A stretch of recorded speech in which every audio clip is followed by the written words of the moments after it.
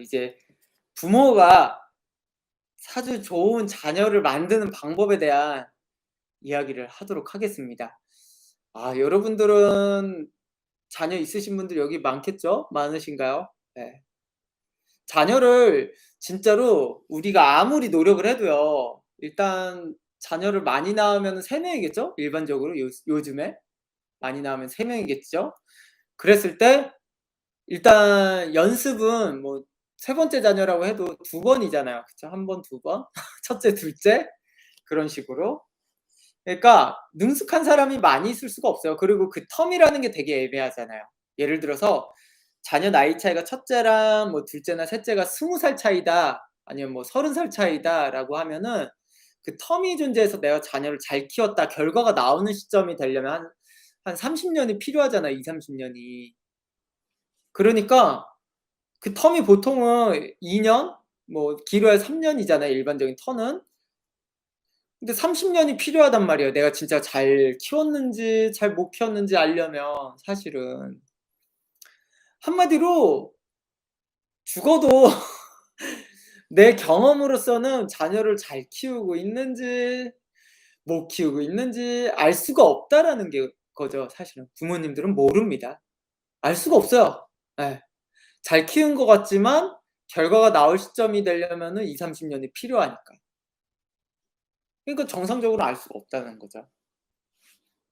우리 애가 14 살이 됐는데 공부 잘하는데 에이 14살 때 공부 잘하는 게 정말로 의미 없을 수도 있어요 컸을 때는. 여기 지금 제 라이브 들으시는 분들이 지금 보시는 분들이 굉장히 많지만 중학교 때 공부 잘했던 분들 굉장히 많잖아요 여기에. 근데 그게 미래에 영향을 미쳤나요? 그러면 전혀 아닌데요."라고 하실 분들이 거의 태반일 거란 말이에요. 그러니까 그게 관계가 없단 말이에요 또 따지고 보면은. 그러니까 아무리 능숙하고 자기가 베테랑이라 하더라도 아이를 키우는데 그건 본인만의 생각일 뿐인 겁니다. 예. 그만큼 굉장히 쉽지 않은 영역도 맞고요. 이게 경험으로서도 어렵다라는 거죠 사실은. 예. 물론 저는 아이가 없지만 뭐 아이가 없어도 이야기해 드릴 수 있습니다. 왜냐면 아이가 있으시고 아이를 잘 키우셨던 분들 아이가 30 살이 넘었는데 애들이 다 잘 됐었게 키운 분들의 결과점들을 다 모아서 사주까지 보고 다 모아서 여러분들에게 이야기를 해 드리는 거니까 오히려 더 객관적이고 아주 명확합니다 실제로. 예. 오히려 주관적인 요소가 들어가 있지 않고요. 전혀. 그러니까 제가 말씀해 드리는 게 뭐 100% 정답이다입니다는 얘기할 수 없어도 그래도 근접합니다. 뭐 그렇게까지는 얘기할 수 있을 것 같아요. 예. 굉장히 많은 사례들을 보고 잘 키우신 분들에 대한 이야기를 해 드리니까요. 이해가 되셨나요? 예. 그러니까 스스로 터득하기가 쉽지 않으니까. 예.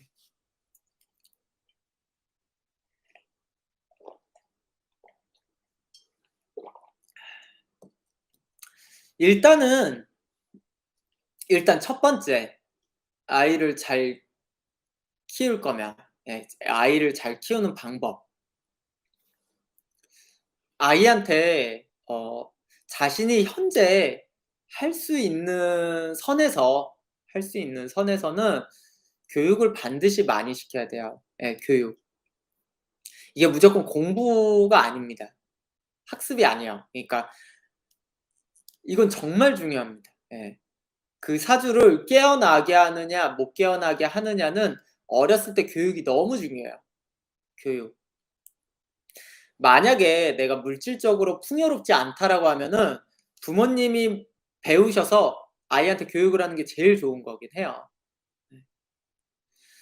근데 나도 이제 먹고 사느라 시간도 없고 뭣도 없다라고 하시면은 그래도 교육은 진짜 많이 시켜야 됩니다. 예. 어렸을 때 생각보다 많은 게 완성이 돼요.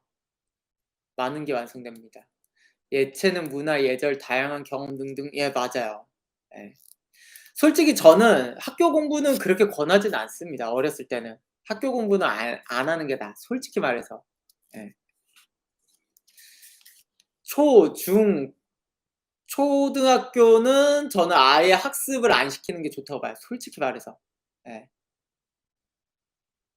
그냥 예를 들어서 뭐 산수죠. 초등학생은 산수나 뭐 과학 뭐 이런 것들은 아예 영어 이런 건 솔직히 안 시키는 게 낫다고 봅니다.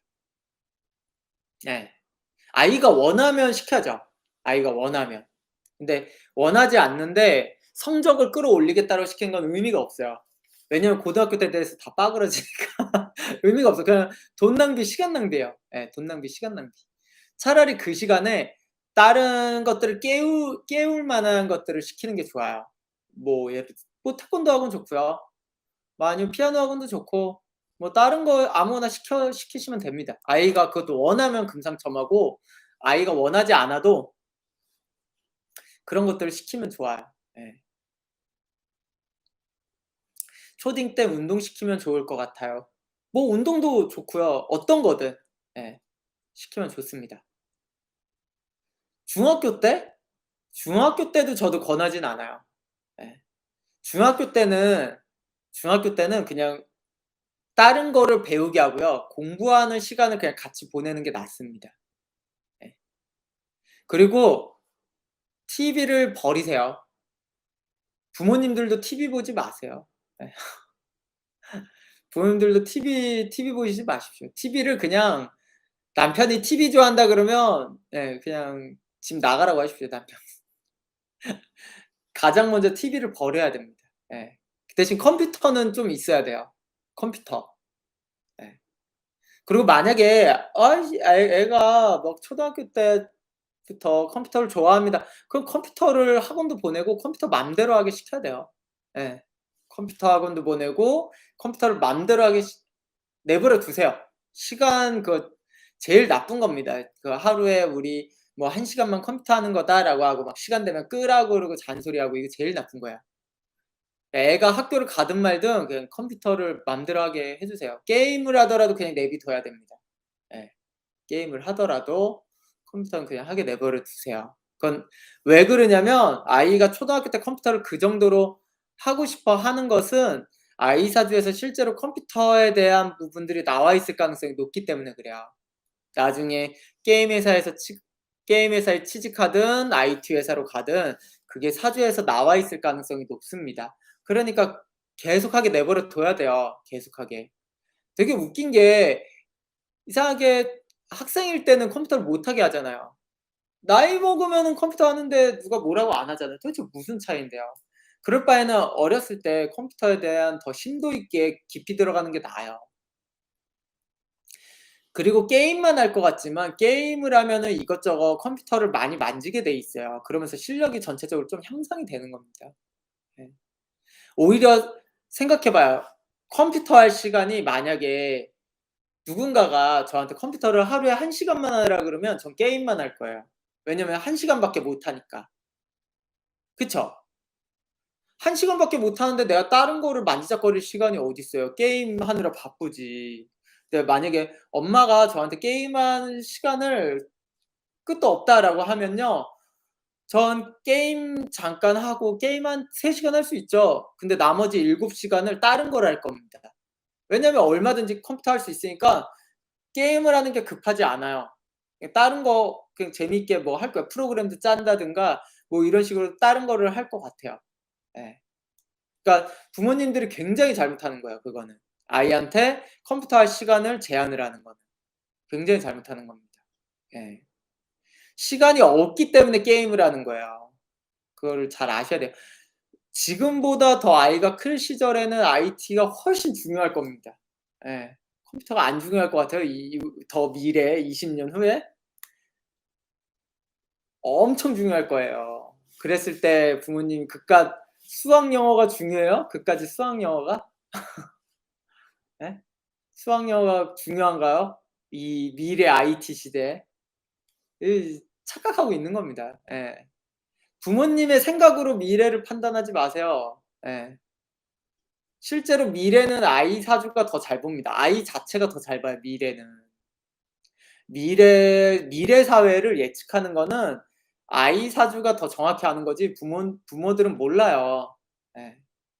별 고민도 안 하잖아요. 본인이 30세 됐든가 50 세가 됐다든가 그 미래 사회가 변해도 당사자들은 운명적으로 크게 변하질 않기 때문에 그래요. 내가 30 살이나 50 살이나 20년 동안 나한테 바뀐 거는 핸드폰이지 내 직업이 바뀌었다든가 막 미래 사회에 맞게 내 스타일이나 성향이 바뀌었다든가 이런 건 아니잖아요. 막 거기에 맞게 엄청난 양의 뭐가 주입이 된다든가. 근데 아이는 달라요. 10살 때와 30살 때 실제 20 년이지만 그 상황이 되게 많이 달라요. 그동안 주입되는 거 뭐 그다음에 직업들이 이게 다 바뀌기 때문에 거기에 스스로가 맞춰서 가는 거예요, 애들 사주는. 스스로가 알아서 조립이 되면서. 그러니까 그냥 내버려 두라는 겁니다, 그게. 예. 그 되게 착각하고 있는 것 같아요, 부모님이 그거를 생각하는 게. 예. 스스로 아이 사주들은 스스로가 자기가 스스로 조립을 하고 있는 상태다라고 생각을 하는 겁니다, 그냥. 부모가 억지로 조립해 봐야 엉망진창을 만들 것이다라고 하는 거예요. 예. 그러니깐 그게 되게 중요하다라는 거죠. 아이가 원하는 거 있잖아요. 뭐 원하는 거 사 달라는 게 있어요, 유독. 예. 그때 어 무심코 넘기진 마세요. '이거 너 그냥 놀려고 하는 거지?' 막 이런 식으로 생각하지 마십시오. 예. 그냥 저는 다 사 줬으면 하는 거예요, 다 사 줬으면. 미래에 영향을 미치는 겁니다, 전부 다. 네. 그리고 요새는 애들이 이제 춤이나 노래 막 이런 거 많이 이야기를 해요. 예. 연예인들에 대해서 많이 이야기를 하거든요. 그래도 되게 좋아진 점이 제가 상담을 하면은 부모님들이 신기하게도 요새 부모님들은 그래도 자녀가 연예인 된다는 거에는 좀 마음이 열렸어요. 열린 분들이 꽤 많아요. 예. 굉장히 많습니다. 되게 긍정적인 부분이 되기도 해요. 예. 근데 중요한 거는 다 스타 연예인이 될 수가 없다라는 거예요. 근데 어차피 그 사주에서는 스타 연예인이 아니더라도요, 그 길로 갔을 때 뭐라도 다 나와요. 그러니까 그냥 또 하게 내버려 둬도 다 알아서 사니까 억지로 그것도 막을 필요는 또 없습니다. 막을 필요는 없어요, 전혀. 예. 왜 갑자기 연예인들이 되겠다는 얘들이 많이 나오는 줄 아세요, 요새? 그거는 기본적으로 예술의 영역이기 때문에 그래요. 예. 예술의 영역. 대체적으로 예술의 영역은 먹고 살기 편안할 때 많이 나오거든요. 지금 우리 현 사회가 먹고 살기 좋은 세상이라는 얘기예요. 예. 유럽이라든가 아니면은 뭐 미국이라든가 대부분 되게 경제 호황기다. 좀 부모 세대들이 자녀한테 물려줄 게 많았을 때, 먹고 사는 문제가 적었을 때 그런 것들이 예술에 대한 것들이 많이 올라오거든요. 지금 현재 시점이 그런 것 같아요. 근데 되게 양극화 현상 때문에 그래요. 공무원이 인기인 이유는 또 반대로 소외받는 가난한 사람들도 많아서이고요. 또 되게 부유한 집들도 많아지면서 또 예술 쪽으로도 가서 그래요. 이게 되게 우리나라가 현재적으로 되게 양극화가 돼 있기 때문에 그렇습니다. 부자 가난한 사람이 되게 극단적으로 갈라져서 그래요. 점점 갈라질 거예요. 그렇기 때문에 갑자기 연예인이든가 예술하겠다라는 친구들이 많아진 것도 사실입니다. 사주가 시대를 반영하는 것도 맞아요. 예. 아이의 진로를 보면은 애들이 현재 뭘 원하느냐를 보면요. 미래 예측이 가능하다라는 거고 현재 예측도 가능하다는 거고 그런 겁니다. 아이는 정말로 아이 사주나 아이의 방향성들은 오히려 미래 트렌드를 반영해요. 그래서 아이들을 보는 게 되게 중요해요. 중고등학생 애들이 뭘 원하고 어떤 길을 가고 싶다라고 하는 게 우리의 미래 모습일 수도 있어요. 되게 정확합니다, 그게 생각보다. 예. 되게 정확해요. 왜냐면요. 제가 중학교 말쯤에 이 PC방이 대유행을 했어요. 대유행을 했습니다, 정말로. 완전 그때 어느 정도였냐면 PC방 1-2년 하고 10억 벌었다는 사람들이 너무 많았어. 그 조그만 자영업이. 예. PC방이 1 시간에 2,000 원이었는데 와 줄을 서서 들어가요, 1 시간 하려고. PC방이요. 예. 그러니까 엄청났다라는 거죠. 그러면 중요한 거는 그 애들이 지금 컸단 말이에요. 제 세대가 됐어요. 지금 뭐가 됐어요. 게임 회사들 완전 대박 났죠. 다 초대박. NC소프트 막 이런 거. 그다음에 아니면은 아이들이 IT 쪽으로 많이 진출해 있고요. 지금 실제로 게임 회사들이 연봉이 굉장히 높습니다. 예.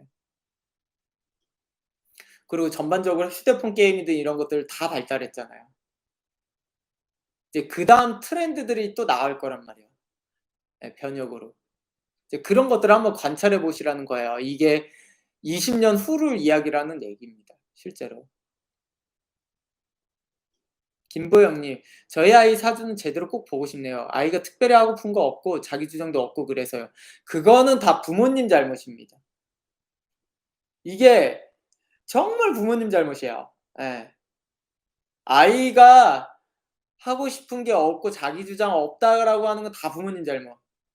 없을 수가 없고 주장도 없지 않은데 부모님이 잘 들어주지 않거나 부모님이 돈 걱정한다든가 이러니까 말을 못 하는 거예요. 지금 제 방송 듣고 있는 지금 보고 계시는 자꾸 청취자라고 얘기하는데 시청자분들, 예, 시청자분들 솔직히 어렸을 때 생각해 보세요. 하고 싶은 거 없었어요, 솔직히? 하고 싶은 거 없었어요? 있지만 얘기를 못 한 거예요. 지금 여기 어른이신 분들 없었나요? 솔직히 말해서? 사소한 거라도 없었어요? 다 있었어요. 다 있었습니다. 근데 말할 수 없었어. 왜냐면 우리 집은 여유가 없으니까. 나 연예인 되고 싶은데 부모님한테 말하면은 후사리 주니까. "에이씨 못생긴 게 무슨 넌 내 자식이지만 못생겼어 니 무슨 연예인 한다 그래? 끼도 없는 게." 이런 소리 나올 거 뻔하니까. 그러니까 말을 못 하는 거죠. 예.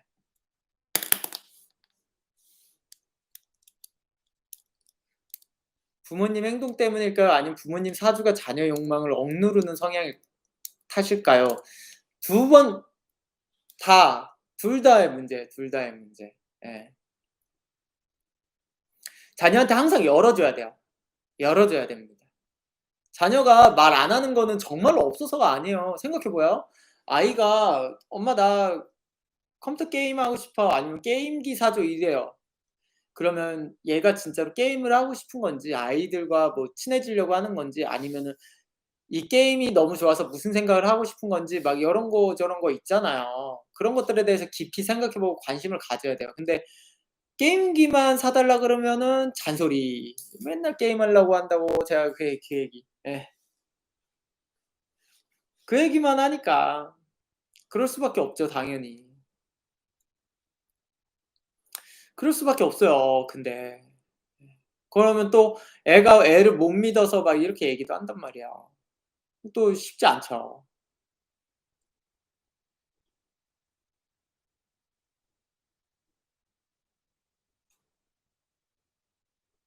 김보영 특별히 그랬다고는 생각 안 하는데 뭐가 문제였나 싶네요. 큰애는 래퍼하겠대서 공부 그만두고 하는 거 허락도 해 줬거든요. 그건 잘하셨네요. 둘째도 물어봤는데 없대서.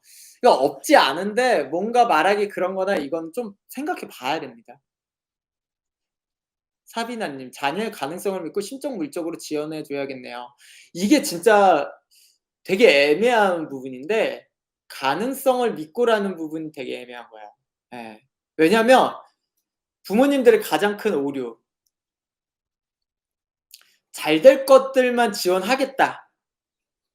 그러니까 애가 말을 못 하는 거예요. 그게 또 특징이기도 합니다. 애가 부모님한테 못하는 이유 중에 또 한 가지 이유. 자기는 솔직히 말해서 생각해 봐요. 저는 그림을 그리고 싶어요. 예를 들어서 제가 만약에 초등학교 6 학년인데 "난 그림을 그리고 싶어." 부모님한테 말을 하고 싶은데 솔직히 잘 그릴 자신은 없어요 제가. 잘 그릴 자신은 없는데 그냥 그림을 그리고 싶어. 그리고 뭐 나중에 뭐 그림으로서 먹고 살 자신은 없는데 그냥 그림을 그리고 싶어. 그럼 부모님한테 말하면은 그냥 그리고 싶다라고 하면 부모님 안 보내줄 거 아니에요 욕 얻어먹고. 예. 그러니까 항상 뭘 시킬 때 '결과점을 반드시 만들어 내야 된다.'라고 생각해서 그거를 내비쳐서 그럴 수도 있다라는 거야 부모님들이. 예. 근데 결과적으로 잘 되는 거는 예를 들어서 어 누군가가 뭐 유명한 스포츠 선수들 있잖아요. 뭐 박지성 같은 경우가 만약에 처음에 축구를 했을 때 '난 국가대표가 처음부터 될 거야.'라고 생각하고 축구를 했겠어요? 그냥 축구를 찬 게 좋았으니까 했겠죠. 볼 차는 게 좋았으니까 했겠죠. 그리고 진짜로 아이들은 우리가 생각하는 것보다 언어적으로 되게 조리 있지 못해요. "너 왜 네가 원하는 거를 되게 조리 있게 설명을 잘 못해?" 그거 얘기하는 것도 정말 부모로서 되게 아이 자체를 어른들의 능력과 자꾸 동일하게 봐서 그런 거야. 거꾸로 다 어른들도 여기 지금 시청하신 분들도 생각해 봐요. 다 초등학교, 중학교 때 중학교 때 지금처럼 생각이랑 말을 이렇게 잘했나요? 그 누군가를 설득시킬 수 있을 만큼? 예. 잘 못한다고요. 디스스페이스님. 그 조리 없죠. 그냥 우기시지요, 그분들은. 그 우기는 게 정말로 우기는 게 아니라요. 그 정신을 표현을 잘 못해서 그런 거예요. 그러니까 아이가 우긴다라고 생각을 해요. 예. 애기가 우는 거는 왜 울겠어. 표현을 못 하니까 우는 거야. 막 "엄마 나 저거 사줘. 로봇 사줘." 막 이거를 사실은 저 같으면은 제가 지금 엄마한테 로봇을 사 달라고 하면은 저는 한 로봇을 갖기 위한 30 가지 이유를 댈 수도 있어요. 될 수도 있단 말이에요. 지금은 저는 왜 내가 로봇을 가져야 하는지 30 가지 이유를 댈 수 있단 말이에요. 근데 그때는 제가 생각했을 때 초등학교, 중학교 때 막 이럴 때는요. 아 그때 생각하면은 왜 설명을 못 했는지를 모르겠어. 예. 설명을 못 하겠어요. 설명을 못 하겠습니다. 그게. 일단은 그냥 우기는 게 편해서일 수도 있고 징징대는 게 편해서일 수도 있고 뭔가 그게 돼요 진짜. 예. 진짜 그렇거든요 그게. 라라라님 "와 애기 없는데 어떻게 그런 생각하십니까?" 하하하. 왜냐면 저는 제가 어렸을 때 이런 것도 막 그때의 기분도 그대로 가지면서 공감을 하는 거고요. 지금 아이들과 공감을 하는 거고요. 또 제가 또 상담하면은요. 이제 상담자분들이 가끔씩 애들 일부러 데려오시는 분들도 있거든요. 그랬을 때 아이 입장에서 대화도 해 보면 애들이요. 정말로 어떤 느낌으로 말하려는지 정말로 다 이해가 돼요. 근데 말을 정말로 조리 있게 잘 못해요, 저랑 이야기를 해도. 예. 조리 있게 못해. 근데 신기하게도요. 저는 애들이랑 이렇게 사주에 대해서 이야기를 하고 있으면 애들이랑 더 교감이 잘 돼요. 교감이 진짜 잘 됩니다. 예. 그러니까 상담 오셨을 때 아이랑 같이 오신 분들 있잖아요. 실제로 그런 분들은 저는 어른이랑 교감이 더 안 되고 애들이랑은 교감이 되게 잘 돼요, 신기하게. 예. 초등학생도 교감이 더 잘 돼. 아이도 그걸 느껴요. 저랑 대화를 나눴을 때 '부모님보다 저랑 교감이 더 잘 된다.'라는 걸 스스로 느껴요, 아이 자체가. 예. 제가 막 사주 얘기해서 뭐 그냥 사주가 어떻고 뭐 저쩌고 저쩌고 뭐 이런 얘기를 하는 게 아니에요. 아이와 교감을 하는 그런 내용들을 얘기하거든요. 근데 아이 자체도 확실하게 평소에 처음 본 어른이랑 말을 못하는 애들도 저랑 얘기를 나눈다고요. 왜냐하면 그런 것들을 의 느낌들을 다 아니까 서로. 저도 알고 아이도 알고 그런 것들을 서로 아니까 교감이 잘 된다고요.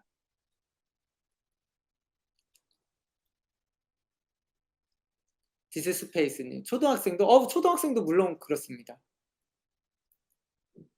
좋은 기운님. "아이랑 같이 가도 되는 거였네요. 함께 가볼 걸." 예. 같이 오셔도 돼요. 반딧불님. "다음 상담 땐 차생 궁금해하기도 하는 큰아이 데려가야겠네요." 예. 데려오셔도 됩니다. 예. 웬만하면 좀 배우자보다는 아이를 데려오는 게 낫죠, 배우자보다는. 근데 아이랑 데려오시면 그 상담 시간 동안 아이에 대한 얘기가 중심이 돼야 돼요. 예. 아이에 대한 게 중심이 돼야 됩니다. 그러니까 뭐 본인의 사업이라든가 아이가 있는데 막 사업 얘기하고 막 이러면 아이가 또 벙찌니까 웬만하시면 상담의 주제가 아이인 분은 아이를 데려오시는 게 좋아요. 네. 그럴 경우에 아이를 데려오시는 게 좋습니다. 되게 많이 바뀌어요, 아이 때는. 예. 생각도 바뀌고 공부를 그러면 아이들의 생각은 정말로 신기해요. 공부를 못 하잖아요. 근데 사주는 어느 정도 공부를 하게 돼 있어요. 근데 애가 공부를 지금 잘 못해. 근데 대화를 저랑 나눠 보면은 공부를 왜 못하는지에 대한 이유가 나와요. 이유를 알게 된다고 제가. 그 아이랑 대화하면은 그 아이도 저한테 이야기를 해요. 솔직한 이야기를 해요. 왜 공부를 안 하고 공부가 안 되는지에 대한 얘기를 하고 서로 공감하면서 해답을 찾아 나간다고요. 그러면서 아이도 정신적으로 이제 공부에 대한 생각을 바로잡으면서 성적이 쪼금 더 향상될 수 있어요. 그리고 저도 뭐 공부 방식에 대해서 좀 더 이야기를 해 주기도 하고.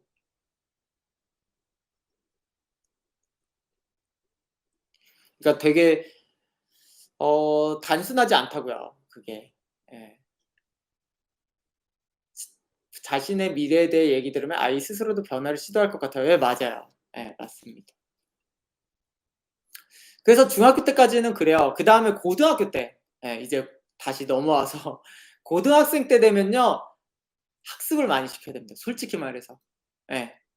학습을 많이 시켜야 돼요, 솔직히. 좋은 학원들 그런 데 좀 보내는 거 아이가 그냥 공부를 원하면은 그런 데로 좀 보내도 상관은 없어요. 목민정님 안녕하세요. 예. 예를 들어서 수학, 영어 이런 데 보내도 돼요. 예. 많이 보내셔야 됩니다. 고등학교 때 시작을 해도 그전에 자기 재능들이 있잖아요. 그러면요. 그거에 집중했던 집중도는 살아있단 말이에요. 집중도는 살아있어요. 예를 들어서 컴퓨터 좋아하는 애들 있잖아요. 컴퓨터를 하면서 집중도는 계속 유지돼 있어요. 예. 그렇기 때문에 공부하면은 또 공부 잘해요. 예.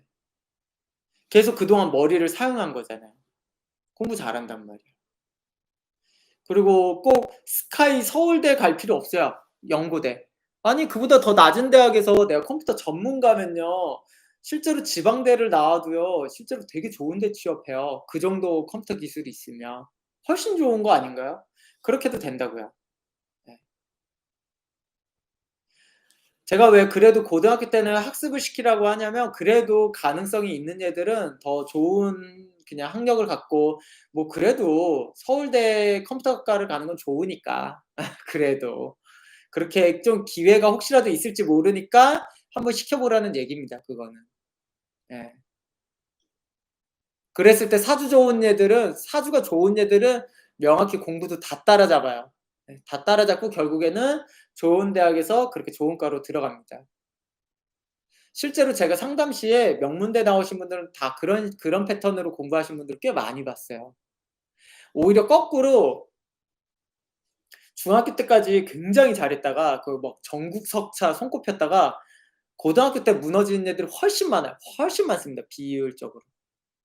엄청 많아. 예. 그럴 바엔 거꾸로 하는 게 낫다예요. 거꾸로 중학교 때 전교 1등 하면 뭐해요. 결과적으로 우리 대체적으로는 다 대학대를 가장 중요한 거라고 보잖아요, 대학의 입학을. 대학의 입학을 가장 중요시 보는 세상 아닙니까? 그러니까 그거에 맞춰서 그렇다라는 얘기입니다. 예. 이해가 되셨죠? 예. 그런 식으로 자녀를 키우면은 이런 패턴으로 키우면 실제로 큰 문제가 안 돼요. 그리고 만약에 아이가 "자퇴하고 싶다."라고 하면 자퇴해도 돼요. 아이의 이유가 분명히 있는 겁니다. "자퇴한다."라고 하는 거는 이유가 분명히 있는 거예요. 근데 뭐 "고등학교 졸업장까진 따야 된다." 뭐 이런 얘기할 필요 없어요. 예. 그런 생각하실 필요 없습니다. 요새는 정말로 아이러니하게요. 부모님들이 좋은 분들 아이 사주가 좋은 경우에 자퇴 많이 해요. 예. 자퇴 많이 합니다. 되게 아이러니해요. 예. 옛날처럼 문제 아들이 자퇴하지 않아요. 오히려 문제 아들이 더 학교 더 다닙니다. 그리고 아이가 재수한다 삼수한다 그러면 그냥 시키세요. 예. 시켜도 됩니다. 어쩔 수 없어. 그냥 시켜야 돼요. 예. 물론 사주를 보면 더 낫겠지만 그냥 시키는 게 나아 보이긴 해요 저는. 라라라님 저 중딩 때 전교 1등 딱 한 번 했는데 크크크 이후 망했어요. 그러니까 이게 의미가 없잖아요. 아무 의미. 그냥 추억 속의 느낌? 추억의 그런 거? 뭐 그런 거죠. 김보영님 원치 않으면 대학 안 가도 된다고 했더니 안 좋은 대학이라도 대학생활 경험하고 푸다네요. 괜찮아요. 괜찮습니다. 예.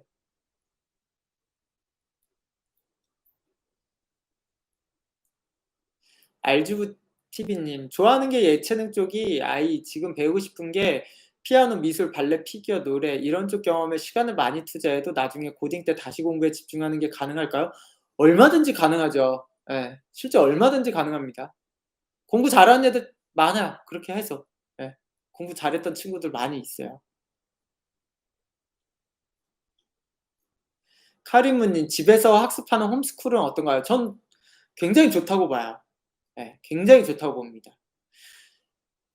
집에 제 생각은 제가 추천하는 거는 집에서 학습하는 홈스쿨과 학원을 안 보내고 부모님들끼리 좀 알아 가지고요. 부모님들끼리 알아서 만약에 무슨 요새는 아파트에도 많이 살고 그냥 동네 사람들 있잖아요. 그렇게 해서 애들끼리 좀 모아서 공부를 시키는 것도 좋은 방법이에요, 저는. 만약에 '내가 학원을 못 믿겠다.'라고 하시면 그냥 애들을 큰 상 있잖아요.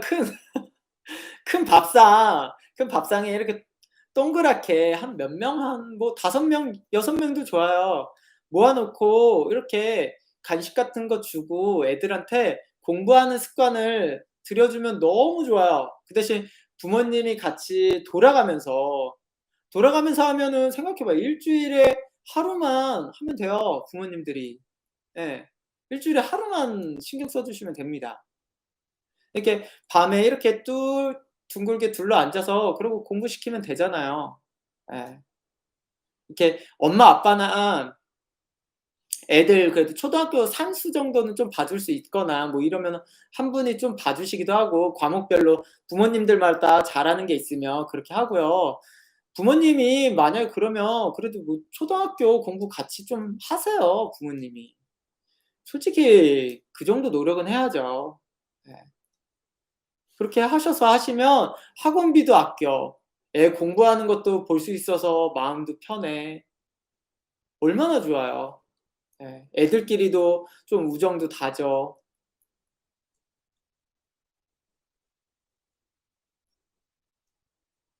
사비나 님 "신랑이 둘째 딸과 친구 수학 가르쳤었어요." 오 좋네요. 네 좋네요. 요한나 아르크 님 "저는 중학교 때 뭐 상위권, 반장 뭐 다 했어도 고등학교 자퇴는 막을 수 없었던" 그러니까 이렇게 되는 경우들이 많단 말이에요. 예. 근데 자퇴를 잘하셨어요. 저는 '잘하지 않았다.'라고 보지 않습니다. 예. 그러니까 우리들이 기본적으로 너무 잘못 생각하고 있다고요. 그 얘기는 즉슨 전부 다 부모님이 다 편하고자 망친 거예요, 자녀들을. 예. 우리 부모님들이 본인들이 편하고자 자녀를 다 망친 겁니다. 예를 들어서 TV 집에 있다. TV를 계속 본다. 아빠가 퇴근하고 TV만 본다. 부모님이 망친 거죠, 자녀. 그쵸? 이것만 해도 망친 거예요. 그리고 애들이랑 이렇게 홈스쿨링 하는 게 좋은 게 뭔지 알아요? 예를 들어서 그런 홈스쿨링 같은 경우는 집안이 화목하지 않으면 시키기가 어려워요. 그쵸. 나랑 만약 제가 와이프랑 맨날 쥐 터지고 싸우고 있는데 막 애들 남의 집 자식까지 집에다 불러 가지고 둥글게 앉혀 놓고 이거 홈스쿨링 시킬 수 있는 정신이 있겠어요? 예. 근데 만약에 애들 이렇게 자꾸 집에 오고 하면 애들 신경 쓰이고 남의 집 애들도 신경 쓰이고 눈치 보이고 하면서 와이프랑 사이가 좋아질 수밖에 없어요. 좋아야겠다라고 생각을 하고 유지하겠다고 생각하고 그럴 수밖에 없어. 그러니까 가정에서의 좀 화목도 좀 서로 가져올 수 있죠. 예. 그런 것도 있고. 그쵸? 그리고 TV 그렇고. 집에서 부모들이 책을 안 보니까 애들도 책을 안 보는 거예요. 예. 애들이 책을 안 보는 이유가 부모님들이 책을 열심히 읽어 보세요, TV 없애고. 애들이 책을 안 보겠어요? 책을 보지. 그리고 부모님들이 책 보려면 아니 제가 어른인데 책 보려면 저도 서점 가야지 뭐 그렇잖아요. 그럼 애들이랑 또 같이 가면은 또 책 고르겠죠, 애들이. 그쵸? 그렇기도 하고 또 여러 가지 다 이게 사실은 부모님과 다 따라가는 겁니다, 그게. 예. 간혹 솔직히 말해서 간혹 집이 되게 불우한데도 공부 서울대 가고 이런 사람이 있긴 있어요. 네. 그런 사람을 모티브로 삼아서 살면 안 되는 거예요. 그런 사람들은 사주가 진짜 그렇게 태어난 거고 일반적인 패턴에서는 일반적인 룰에서는 그런 분들을 보고 배우면 안 되죠. 이해가 되셨죠?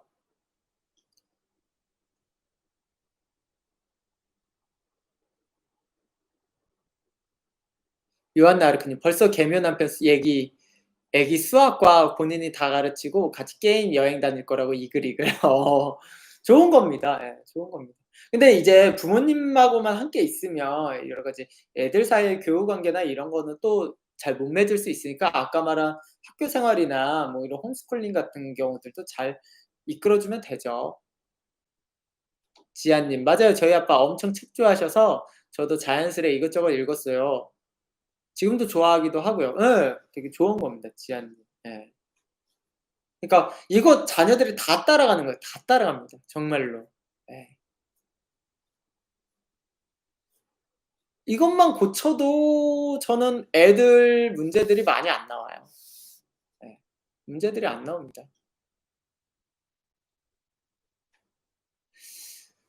어 그리고 이런 경우들도 있어요. 아이가 이제 상담 때 많이 오는 게 이제 사춘기를 지나고 나서 집에 되게 반항적이다라고 하는 아이들이 있어요.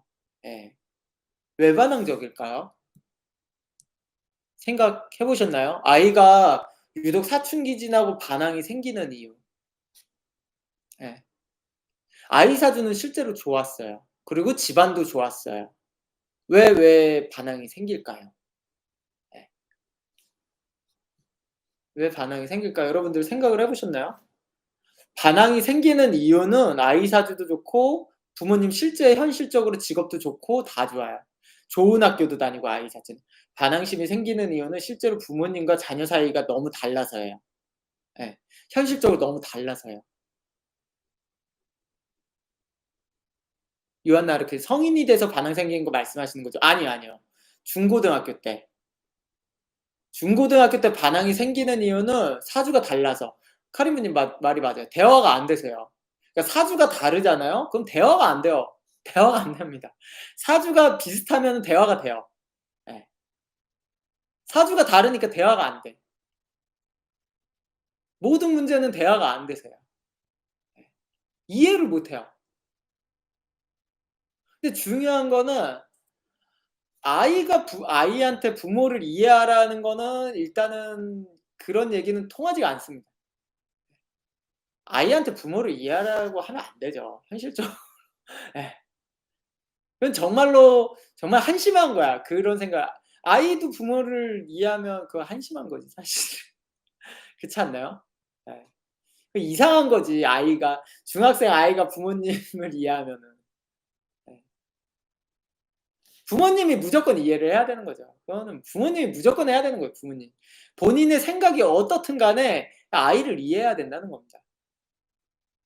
사주가 다르다는 건 뭐죠? 안 맞는다는 건가요? 아니 안 맞는다라기보다는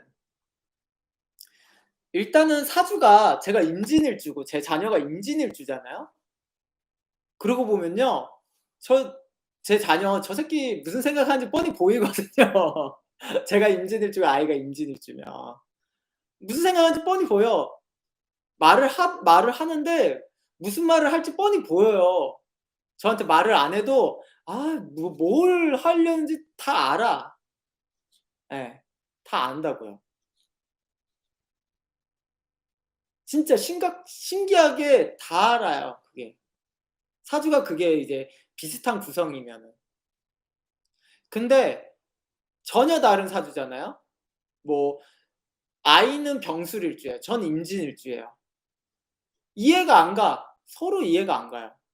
아이 입장에서 '아우 아빠는 왜 저렇게 맨날 저 소리만 할까?' 저도 '아니 애는 왜 뭐가 되려고 왜 저런 생각을 하고 있고 왜 저럴까?' 이해가 안 돼요. 이해가 안 됩니다. 그러니까 당연히 아이가 당연히 뭐 사춘기 이후에 트러블이 나죠.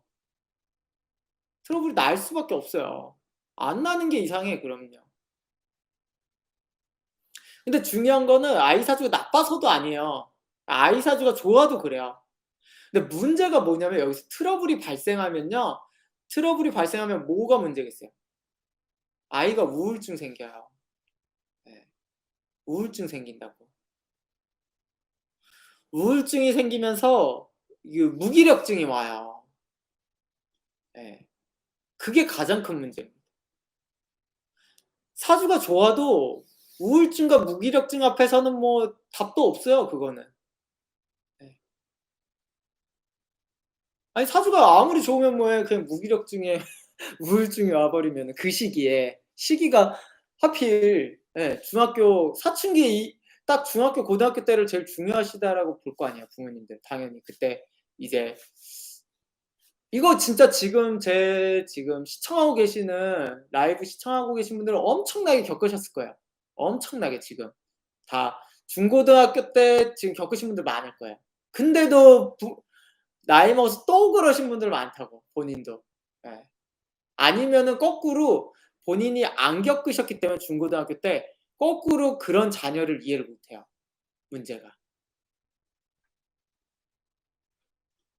문제가 그걸 이해를 못 한다고. 왜냐하면 본인은 중고등학교 때 우울증도 없고 무기력증도 없었는데 전혀 다른 사주를 갖고 태어난 아이가 나와 대화하면서 교감이 안 되니까 교감이 안 되는 것 자체도 문제인데 나는 자녀의 우울증과 무기력증을 이해를 못 해요. 예. 그게 더 큰 문제일 수도 있어요. 아이가 그 우울증과 무기력증을 이해를 하면 또 모르겠는데 그거조차도 이해를 못 해요. 예. 그게 그냥 가장 큰 문제라는 거죠. 실제로 여기 시청하시는 분들 굉장히 많이 겪으셨을 거예요, 그거. 예. 아니 생각해 보요. 지금 당장 우울증, 무기력증인데 공부가 돼요? 그게 정상입니까? 여기 아니 우울증에 무기력증이면 어른도 자살하는 판에 애가 공부가 되겠어요, 그게? 그러니까 이것 또한 어른들이 지켜봐야 되는 거죠. 근데 대부분 또 지켜보질 않죠, 그게. 예. 그거는 우울증, 무기력증은요 사주가 뭐 무적이라도 답이 없어요. 그럼 사주가 좋으면 우울증, 무기력증이 안 옵니까? 안 올 가능성이 있어요. 성인일 때는 안 올 가능성이 있어요. 왜 성인일 때는 안 오냐면 어찌 됐든 자기 사주대로 살 수 있으니까 안 온다고요. 사주가 좋으면은 여기서의 기준은 사주가 좋다. 성인이 되면은 내가 원하는 대로 살 수 있다가 되잖아요. 근데 어렸을 때는 사주가 좋다. 사주가 좋더라도 어렸을 때는 쥐뿔도 자기 맘대로 할 수 있는 게 없다기 때문에 우울증하고 무기력증이 옵니다 그냥. 예. 그러니까 사주가 좋아도 어렸을 때 우울증, 무기력증이 오는 건 그냥 답도 없어요 그거는 사실은. 답이 없어. 사실은 왜냐면요 아무리 사주가 좋아도 자기가 뭐 고등학교 때 뭐 집이 잘 살아. 집이 잘 살아도 자기가 뭐 할 수 있는 게 있어요 고등학생이. 뭐 술도 못 먹어. 여자도 못 만나. 밤늦게도 못 돌아다녀. 맨날 공부만 하래. 게임할 시간도 안 줘. 사주가 좋아 봐야 뭐예요 어렸을 때. 그쵸? 누리는 건 없잖아. 그러니까 당연히 우울증, 무기력증이 오죠 현실적으로. 그쵸? 그러니까 또 착각하시는 게 사주가 좋으면은 어렸을 때 뭐 우울증, 무기력증이 안 와야죠. 에이야 그거랑은 다른 얘기예요 진짜. 그거랑 완전 별개 얘기예요. 그건 어른들일 때 얘기인 거예요. 어른들 되면은 사주가 좋으니까 자기가 원하는 결과치를 얻고 누릴 거 누리고 이런 식으로 가니까 밤늦게도 라면 끓여 먹을 수 있고 다이어트만 아니면 다 할 수 있잖아요. 근데 고등학생 애가 3 시에 일어나서 친구랑 라면 끓여 먹으러 밖에 나가고 뭐 이거 허용이 안 될 거 아니에요. 그러니까 우울증, 무기력증이 오죠. 맨날 부모님은 싸우고 있고 어른 되면은 부모님이 싸우고 있으면 내가 집을 나가든 말든 막 맘대로 할 수 있지만 중고등학교 때는 그것도 안 되고 이거 영원한 패턴입니다 그게.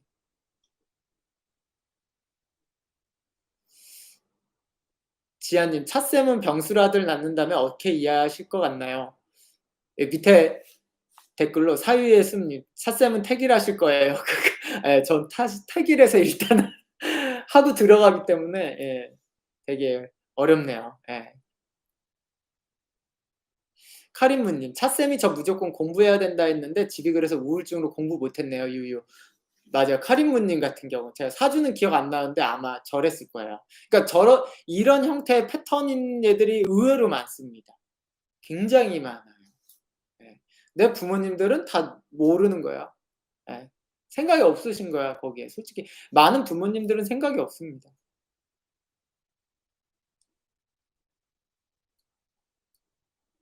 사뿐사뿐님 "제 아이는 고2 때 왜 살아야 하는지 모르겠다며 그림을 그리며 살 것 같다 해서 미대 갔어요. 지금 직장 잘 다녀요." 오 잘하신 겁니다. 사뿐사뿐님이 아이와 그래도 결국에는 교감이 일어나서 아이를 어떻게 그림을 그리게 하고 그다음 미대 가고 직장 잘 다니고 이렇게 좀 결국에 해피엔딩으로 간 거예요 그게. 소피아님 "와 경제력이 되어도 우울해하는구나." 굉장히 많아요. 그리고 경제력이 되는데 우울해하는 학생이 더 많습니다. 왜 그러는 줄 아세요? 부모님이 자신의 자수성가나 자신의 능력으로 성공하잖아요. 자신의 능력으로 성공하면은 또 일부 꼰대가 되는 부모님들도 어느 정도 있어요. 그럼 자식한테 그거를 또 주입한단 말이에요. 자기가 성공한 패턴을 너도 따라라. 근데 중요한 거는 이때 자식 사주가 부모님 사주와 비슷한 사주 유형이면은 가요. 아무 문제 없이. 예. 아무 문제 없이 갑니다. 엄마가 아빠가 따르라는 게 내 생각도 비슷한 것 같아. 저렇게 가는 게 좋을 것 같아." 하면서 그대로 따라가요. 근데 전혀 아닌 생각을 '난 저 식으로 살기 싫은데?' 이러면 이제 문제가 생기는 거죠. 문제가 생겨요. 예. 바로 반항 들어갑니다. 그렇게. 지금 여기 지금 제 시청하신 분들은 이제 결혼 안 하시고 자녀 안 낳으신 분들은 아직 자신의 중고등학교 때 모습 생각하시면 제 말이 굉장히 공감될 거예요. 제가 그 학생의 애들의 이야기 했을 때 굉장히 많이 공감되실 거예요. 그리고 지금 부모님들께서는 왜 아이가 어떤 생각들을 하는지에 대한 또 공감이 되실 분들도 많으실 것 같고요. 먼저 첫 번째로 아이들을 먼저 공감해야죠. 무슨 생각 머릿속에 무슨 생각이 있는지. 예 그걸 제일 먼저 공감을 해야 되는 겁니다. 그러면 아이들은 알아서 잘 커요 정말. 카린무 님 "그냥 우리 집 이야기." 카린무 님 집안 이야기가 거의 비슷했나요? 예. 그래서 진짜 그 차이가 굉장히 커요. 그 얘기는 아이 사주가 공부를 되게 잘하고 있음에도 중고등학교 때 우울증이 오고 그러면서 공부를 못하게 되는 경우들이 의외로 많이 돼 있다라는 거죠. 그거는 다 '부모님 탓이다.'라고 생각을 해도 무방합니다. 제 방송의 주된 이야기 있잖아요. "안 되면 부모 탓." 맞습니다. 안 되면 부모 탓이에요. 안 되면 부모 탓. 솔직히 부모 탓해야 돼요. 예 근데 여기 아이 있으신 분도 더 부모 탓하세요. 40 대이신 분들 60 저의 이제 40 대이신 분들도 더 부모 탓하세요. 60대 부모 탓하십시오. 예.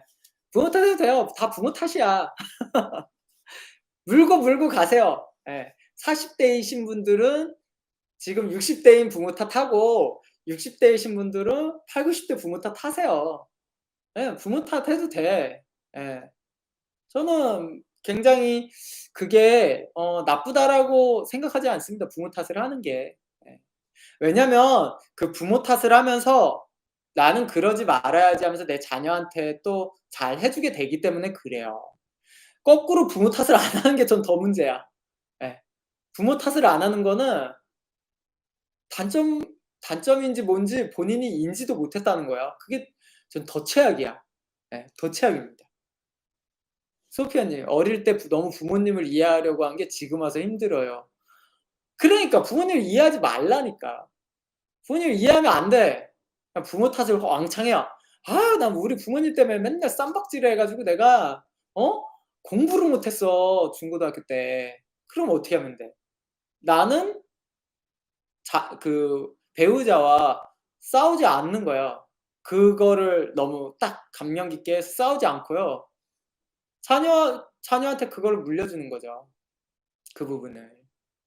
그러면은 나는 내 부모 탓을 했지만 나는 자녀한테 그렇지 않을 거 아니에요. 근데 그것도 아니고 부모님 난 우리 부모님이 싸우고 그렇게 산 게 가난해서 한 것 같아."라고 하면요. 그러면 본인이 부모를 이해하게 되면 본인이 잘못한 거를 또 자녀한테 이해받고 싶어져요. 그러면 안 된다는 겁니다. 왜 자녀한테 자꾸 이해를 받으려고 해요? 그럴 필요 없어요. 자녀한테 이해를 왜 받아 부모님이. 그러니까 맨날 그냥 부모 탓을 입에 달고 사세요. 그리고 부모님한테도 맨날 얘기를 하세요, 서운했다고. 난 엄마가 그때 이러면서 서운했다."라고 막 그냥 노인이 되셨어도 우리 부모님이 노인이 되셨어도 얘기를 하세요. 예. 하십시오. 그럼 우리 또 부모님은 또 그 부모님한테 또 얘기하겠지. 80-90대 노부모한테 또 하시라고 해야지 그러면. 계속 해야 돼. 예. 그냥 내리 사랑해 위로 가야 돼요, 위로. 홍홍님 "근데 쌤 그렇게 하면 엄청 속상해하세요." 유유. 어쩔 수 없습니다. 예. 불효의 지름길. 아니요. 거꾸로 이렇게 해야 돼. 부모 탓을 해요. 그리고 잘해 주는 겁니다. 생각해 봐요. 난 엄마가 나한테 이렇게 어렸을 때 구박을 했지만 난 엄마한테 이렇게 잘해. 난 엄마한테 이렇게 잘해요. 이렇게 하면은 더 효도잖아요. 그렇지 않나요? 이렇게 해야지 효도인 겁니다. 난 엄마가 맨날 그때 도시락도 안 싸 주고 정말 짜증 났지만 난 이렇게 엄마한테 지금 매일 병수발 들고 이렇게 잘하잖아요. 이런 게 효도예요, 이런 게. 그렇지 않나요?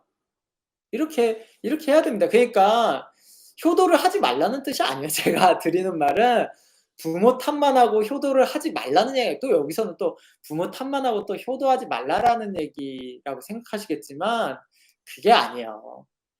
그거를 부모 탓을 하고 잘해 드리면은 또 잘해 드리세요. 그러면은 이제 부모님들도 그럼 고마워해요, 자녀한테. 예. 그러면은 얼마나 진정한 효도고 진정한 효도입니다. 그게 나는 받은 게 없지만 난 부모님한테 했다. 얼마나 진정한 효도인가요? 그렇지 않나요? 그리고 원망만 하지 말라는 게 아니에요. 이게 원망이라는 마음은 풀지 않은 거예요. 그러니까 원망이라는 마음 자체는 내가 그거를 마음속에서만 가지고 있는 거잖아요. 근데 저는 마음속에만 가지고 있으라는 게 아니에요. 그걸 어느 정도 표현하라는 거예요, 표현을. 예. 아이한테는 얘기하면 안 됩니다, 그렇다고. 또 이제 또 꼰대분들은 또 나는 네 할머니한테는 하나도 안 받았는데 너한테는 이렇게 해 준다." 이렇게 얘기하지 말고. 예.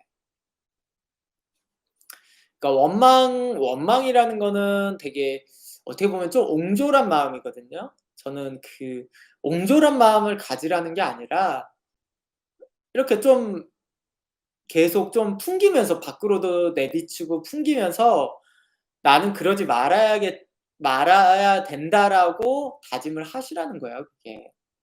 근데 또 잘못하면은 이게 원망해 가지고 그러니까 원망하면은 내 병이 든다고요. 또 원망하면은 또 내가 우울증하고 또 무기력증이 와, 내 자신이. 그러니까 내 자신이 우울증과 무기력증을 가지라는 게 아니라 그냥 자꾸 훌훌 털어내라는 얘기입니다, 그러면서. 예. 자꾸 훌훌 털어내야 돼요. 맞아요. 마카로니. "응어리는 풀되 현재는 소중히." 그걸 풀어내면서 효도도 하고 자녀한테는 그렇지 않아 하고 잘 키우고 이게 다 원활히 돌아가는 겁니다. 그러면서 자녀한테 더 잘해 주게 되고 자녀는 또 거기서 잘해 준 만큼의 또 집안도 화목해지고 애들도 내 말도 잘 듣고 나도 애들 말도 잘 듣고 이렇게 다 애들도 능력을 잘 보이고 똑똑해지고 공부도 잘하고 사회에서도 성공하고 나중에 똑같이 나한테 또 내 아이도 나중에 크면 또 내 탓하고 "왜 그땐 또 그랬냐."면서 뭐 부모라고 다 완벽하지 않으니까. 그래서 또 애가 내 탓하면서 또 그 애한테는 더 잘하게 되고 이게 또 이제 선순환이 됩니다. 선순환. 매우 선순 보통 이게 대체적으로 좀 미국식 스타일에서 많이 이렇게 돼요. 미국 스타일. 예. 미국 스타일이 좀 이런 식으로 쿨하면서 쿨하잖아요, 미국 스타일은. 예. 우리나라는 자꾸 말을 못하게 하고 짓누르니까 그런 거예요. 예. 아주 쿨하게. 미국은 이제 부모가 애 때리면은 이제 바로 경찰 오잖아요. 아 쿨하잖아. 예. 애들도 쿨해. 이런 식으로. 예. 그냥 막 부모님이 날 쪼끔이라도 손찌검했다 그럼 바로 이제 112 누르는 거죠. 예. 그러면서 이제 경찰 오고 이렇게 쿨하게 예 바로 그렇게 쿨하게 부모 탓하는 거죠. "어 엄마가 나 때렸어요 경찰 아저씨." 이러면서 이제 부모 이제 좀 구치소 가고 뭐 이런 식으로. 근데 이게 제가 봤을 땐 되게 선순환 구조라는 거예요. 그게 나쁜 게 아니라. 예 미국 스타일이 나쁘다라는 게 아닙니다. 사실은 좋은 거예요. 사실은 미국이 민주적으로는 우리나라보다 훨씬 발전한 나라죠. 예. 왜냐면 내가 낳은 자식이라도 그 아이의 인권을 정확하게 생각하니까. 그럼 부모도 미안해하고. 근데 우리나라는 그런 게 없어서 문제인 거죠 사실은. 그게.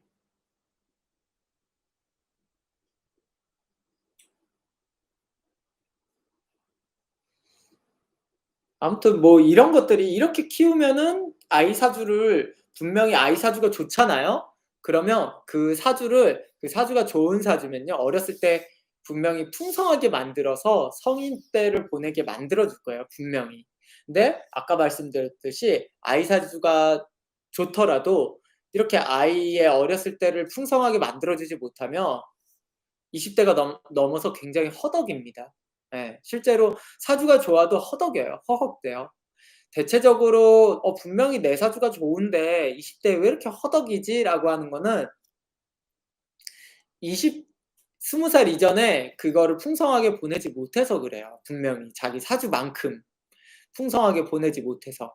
그래서 20 대가 넘어서 그 20 대가 넘어서 그거를 자꾸 채우려다 보니까 풍성하게는 둘째치고 그냥 거기 수준이라도 채우려고 하니깐 이게 잘 안 되는 거죠. 문제가 거기서도 많이 발생되는 겁니다. 이해가 됐죠? 예. 아무튼 이렇게 키우면 너무 좋은 것 같아요. 그리고 진짜 사주 좋으면은 애들이 그 사주에 진짜 곱절 같은 능력을 발휘하면서 가니까 너무 멋진 인생을 기대해도 됩니다, 대부분이. 아니 생각을 해 보세요. 이런 질문 정말 많이 받거든요. 만약에 이거 실제 그런 분이 있었어요. 박지성이랑 내 아들이 박지성이랑 생년월일시가 똑같아요. 진짜 똑같다고 하더라고요. 근데 "왜 우리 아들은 박지성처럼 안 됐나요?" 이 질문하신 분이 있었어요. 박지성처럼 안 됐냐는 얘기를. 예. 그게 이유가 있는 겁니다. 그 사주에서 곱절로 표현되는 거는 다 어렸을 때 나와요, 어렸을 때.